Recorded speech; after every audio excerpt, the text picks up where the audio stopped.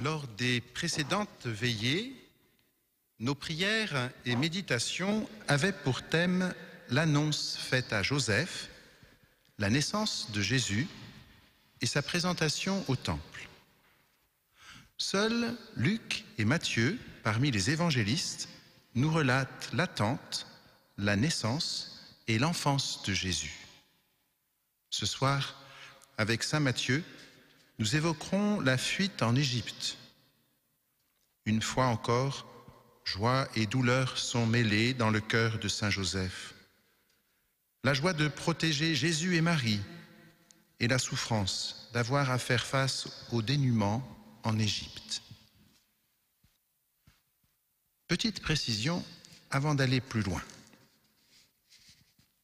Quand on se penche sur les textes de l'Évangile, il faut garder bien présent à l'esprit que non seulement ils nous disent quelque chose de ce qui est arrivé historiquement, des faits sont rapportés, des paroles citées, mais il y a toujours aussi une intention chez l'évangéliste dans sa manière de présenter ce dont il veut témoigner. Ainsi, quand dans son évangile, saint Matthieu évoque l'enfance de Jésus, il est très attentif à fournir dès cet instant les éléments qui attestent que Jésus est bien le Messie attendu. D'où les multiples références aux prophéties de l'Ancien Testament. La première étant ce détour par l'Égypte qui a donné lieu à tant de représentations. Son souci, si j'ose dire, c'est de manifester le lien entre les promesses de Dieu, d'Égypte, j'ai appelé mon fils, livre d'Osée, chapitre 11, verset 1, et leur réalisation en Jésus. De cela, Jésus lui-même nous en donne une idée quand, bien plus tard, il prend soin d'éclairer l'intelligence des pèlerins d'Emmaüs en partant de Moïse et de tous les prophètes pour interpréter dans toute l'Écriture ce qui le concernait. Quant aux multiples représentations de ces trois lignes dans l'Évangile, il ne faudrait pas que cela nous trouble. Sur les icônes, en effet, le voyage se fait tantôt à pied, à dos d'âne ou sur un bateau. Peu importe. Au fond, peu importe la façon dont la Sainte Famille s'est déplacée. Le plus intéressant dans ces représentations, c'est l'attitude des personnages. Il en est un qui se tient toujours debout. Souvent devant, c'est Joseph. Car le héros de cet épisode, ce n'est pas Jésus, c'est Joseph. C'est à lui que Dieu s'est adressé. C'est lui qui prend soin de son épouse et de l'enfant. C'est lui qui organise la fuite. C'est lui qui conduit le Messie loin du danger. C'est lui qui sauve le Sauveur. Et ce n'est pas rien. Mais ce héros si humble, dépossédé de titre, ne sera même pas nommé Père dans l'évangile de Matthieu. Et c'est sans doute volontaire.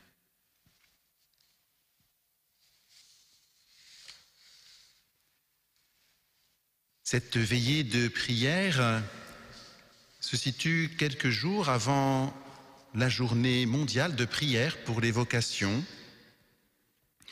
Peut-être que parmi vous, certains ont déjà pu prendre connaissance du message écrit par notre pape pour cette occasion. Et dans son message, il revient sur la figure de saint Joseph. Belle coïncidence, si l'on peut dire, avec la neuvaine de prière pour les vocations dans la congrégation des religieux de Saint-Vincent de Paul qui s'achèvera demain. Merci à toutes celles et tous ceux d'entre vous qui se sont joints à notre prière. Et ce week-end, vendredi, samedi, dimanche, ils seront 10 jeunes à participer à une retraite de discernement vocationnel au foyer de charité de Poissy, en présence du père provincial et d'autres religieux. Confions-les également à la prière de saint Joseph. C'est ce message, en tout cas des différentes parties qui le composent, qui nous accompagnera, qui nous accompagneront pour les parties, tout au long de cette veillée. Au tout début, le Saint-Père précise qu'il a écrit la lettre apostolique Patris Corde dans le but d'accroître l'amour envers ce grand saint. Il s'agit en effet d'une figure extraordinaire, en même temps si proche de la condition humaine de chacun de nous. Saint Joseph n'impressionnait pas, il n'était pas doté de charisme particulier, il n'apparaissait pas exceptionnel aux yeux de celui qui le rencontrait, il n'était pas célèbre et ne se faisait même pas remarquer. Les évangiles ne rapportent même pas une de ses paroles. Pourtant, à travers sa vie ordinaire, il a réalisé quelque chose d'extraordinaire aux yeux de Dieu. Saint Joseph nous suggère 3 paroles clés pour la vocation de chacun. La première est rêve. Les songes ont conduit Joseph dans des aventures qu'il n'aurait jamais imaginées. Le premier déstabilisa ses fiançailles, mais le rendit père du Messie. Le second le fit fuir en Égypte, mais il sauva la vie de sa famille. Dans tous ces bouleversements, le courage de suivre la volonté de Dieu se révéla donc vainqueur. Il n'y a pas de foi sans risque. C'est seulement en s'abandonnant avec confiance à la grâce, mettant de côté ses propres programmes, son propre confort, qu'on dit vraiment oui à Dieu. Et chaque oui porte du fruit parce qu'il adhère à un dessein plus grand dont nous n'apercevons que des détails, mais que l'artiste divin connaît et porte en avant pour faire de chaque vie un chef-d'œuvre. En ce sens, Saint Joseph représente une icône exemplaire de l'accueil des projets de Dieu. Mais le sien est un accueil actif, jamais défaitiste ou qui abandonne. Il n'est pas un homme passivement résigné, il est fortement et courageusement engagé.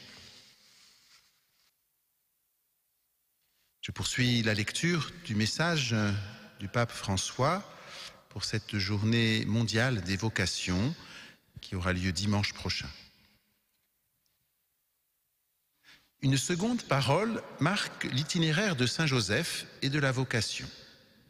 Service. Des évangiles ressort la manière dont il a vécu en tout pour les autres et jamais pour lui-même. Le peuple saint de Dieu l'appelle très chaste époux, révélant ainsi sa capacité à aimer sans rien retenir pour lui. En libérant l'amour de toute possession, il s'ouvrit en effet à un service encore plus fécond. Son soin aimant a traversé les générations. Sa garde attentive l'a rendu patron de l'Église.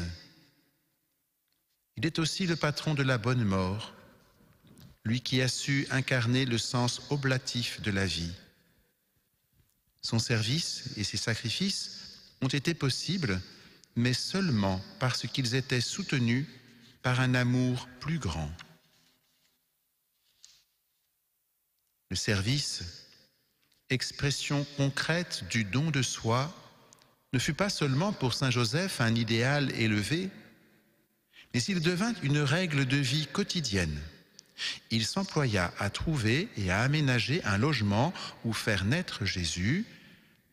Il se prodigua pour le défendre de la fureur d'Hérode en organisant un voyage rapide en Égypte. De sa disponibilité à servir provient son soin dans la garde. Il se leva, dans la nuit, il prit l'enfant et sa mère et se retira en Égypte, dit l'Évangile, indiquant sa promptitude et son dévouement pour sa famille. Il ne perdit pas de temps à réfléchir sur ce qui n'allait pas pour ne pas se dérober à celui qui lui était confié. Ce soin attentif et attentionné est le signe d'une vocation réussie. C'est le témoignage d'une vie touchée par l'amour de Dieu.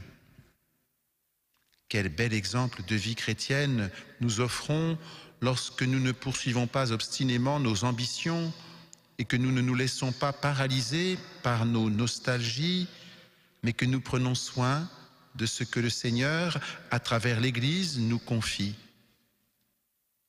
Alors, Dieu répand son esprit, sa créativité sur nous, et il opère des merveilles, comme en Joseph.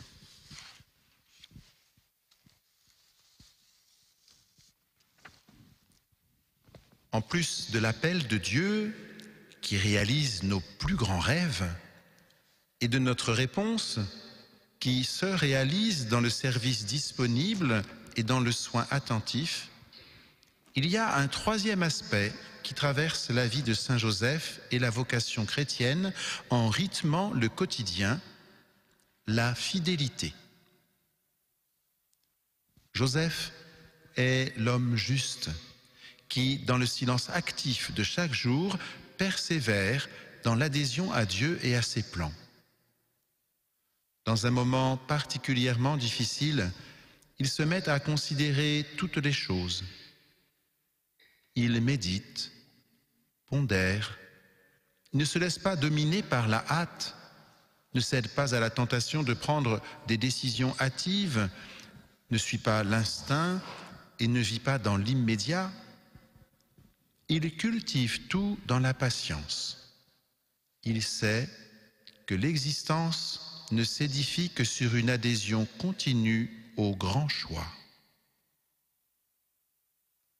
Comment s'alimente cette fidélité? À la lumière de la fidélité de Dieu.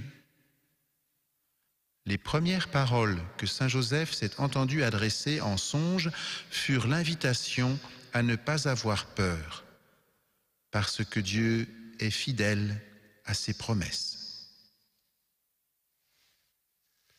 Et voilà la conclusion de ce message que le Saint-Père nous adresse à tous, et particulièrement à ceux qui sont appelés par le Seigneur à répondre à une vocation particulière dans l'Église.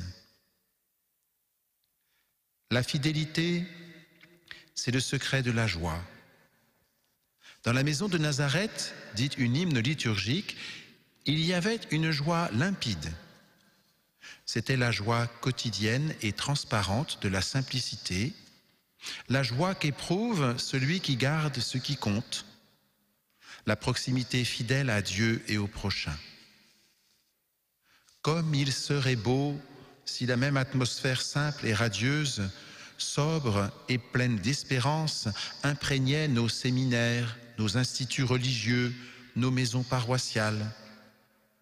C'est la joie que je vous souhaite, frères et sœurs, qui avec générosité avez fait de Dieu le rêve de votre vie, pour le servir dans les frères et dans les sœurs qui vous sont confiés à travers une fidélité qui est déjà en soi témoignage à une époque marquée par des choix passagers et des émotions qui disparaissent sans laisser la joie.